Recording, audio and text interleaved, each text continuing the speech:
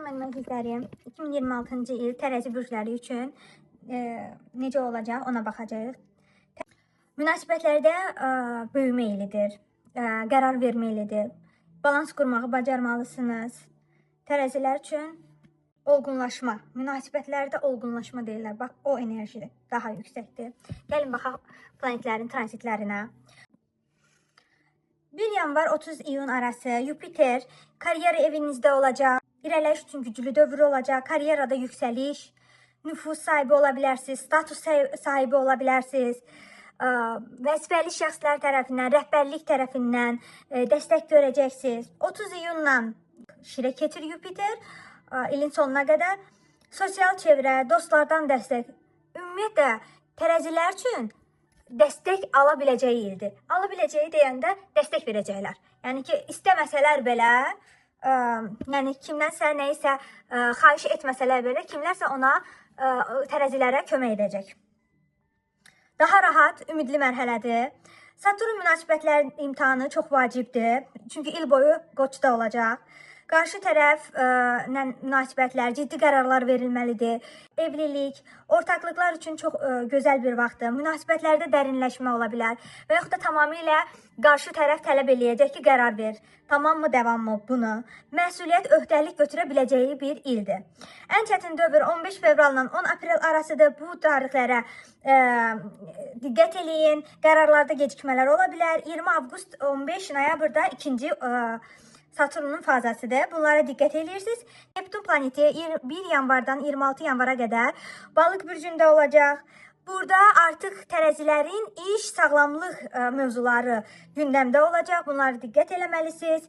26 yanvardan ilin sonuna qədər Neptun Qoçda olacaq. Güclü romantik təsiri var bunun. Mart və sentyabr aylarına diqqət edirsiniz. Çünki aldanma riski olan aylardır. Pluton il boyu Dolçada olacaq. Sevgi, uşaqlar, yaradıcılıq, yəni ciddi münasibətlər, güclü emosional bağlar bu il aktual olacaq. Xüsusən də mart, oktyabr və noyabr aylarında.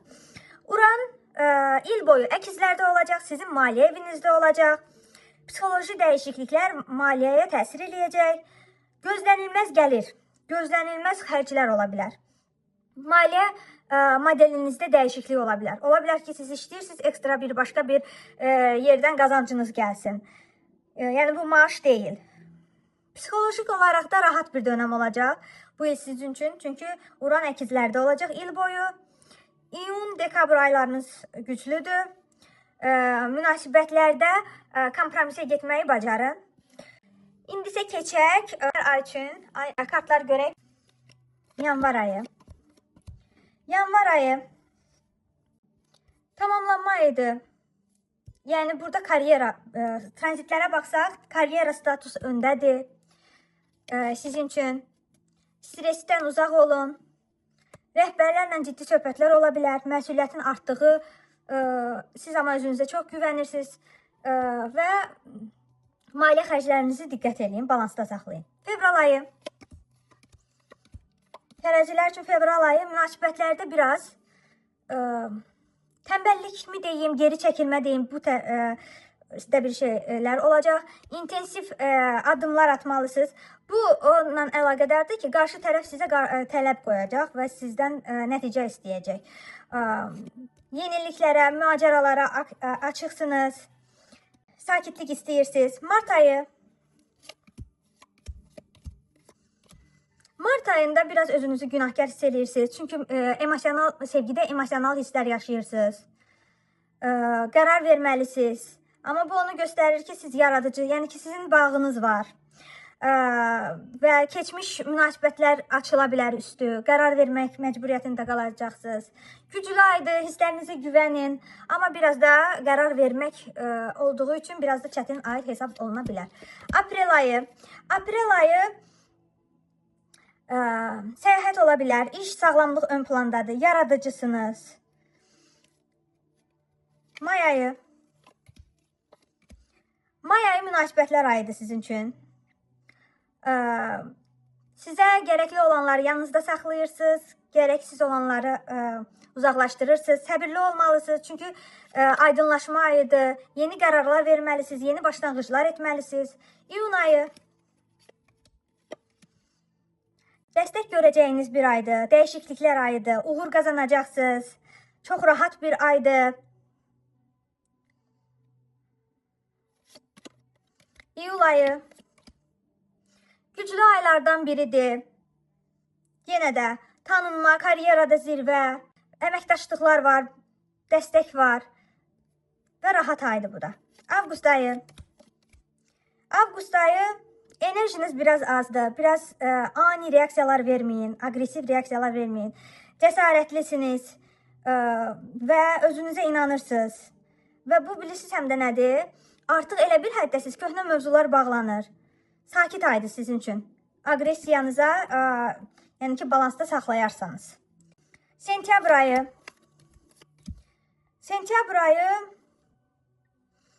Sentyabr ayı dava-dalaşdan biraz uzaq olun. Amma şəxsi gücünüz artır, yeni qərarlar verəcəksiniz. Özünüz ön plana çəkəcəksiniz. Dostlar əhatənizdə, dəstək hər zaman var sizə. Oktyabr ayı. Oktyabr ayı Pluton-Mars təsiri var. Qısqanclıq var. Sanki güc savaşı var. Qırılma nöqtələri var. Buna görə kədərlənmə var. İki münasibət və yaxud da iki nəfər, iki iş arasında qərar verməlisiniz. Yəni, oktyabr ayı sanki sizin üçün kimlənsə qırılma nöqtəsidir. Noyabr. Noyabr ayı artıq hər şeyin fərqinə varırsınız. Mühakimələr bitib. Yeni addımlar atırsınız. Planlar qurursunuz. Sabitləşmədir. Xəyallarınız var. Ona doğru reallaşdırmağa doğru addımlar atırsınız. Dekabr ayı. Dekabr ayı təhsillə bağlı ola bilər, korporativlə bağlı ola bilər. Yəni ki, ona qarışıqlıq olacaq. Artıq sizin həyatınızda buzlaşmış, mənası olmayan bir kənara qoymusunuz, hər bir şeyi kənara qoymusunuz. Sevgi münasibətlərində kompromisə gəlmişsiniz. İli balanslı bitirirsiniz. 2026-cı ildə tərəzi üçün ən vacib ay may, evlilik ortaqlıqlar ayıdır. İyun karyerada uğur ayıdır. Sentyabr başlanğıclar ayıdır. Fevral, oktyabr ayları isə sizin münasibətlərdə sınaq ayınızdır. Ümid edirəm 2026-cı il tərəzilər üçün uğurlu olar. Gəlin indi baxaq. Mələklərdən bir kart çəkəcəm. 2026-cı ildə bizə tərəzilərə nə mesaj verir?